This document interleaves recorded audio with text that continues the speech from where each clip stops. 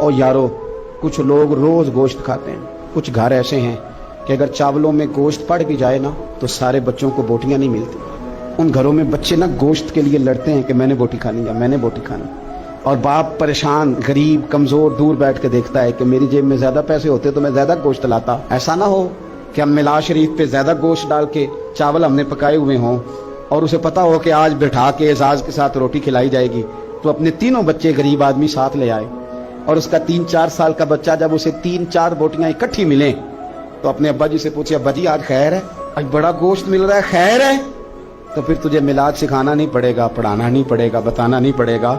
उसका बाप जब उसके कान में कहेगा ना, पुत्र आज राज राज के खा, आज मिलाद है, हुजूर रसूल करीम अलैहिस्सलाम की महफिल नूर में तो आया है।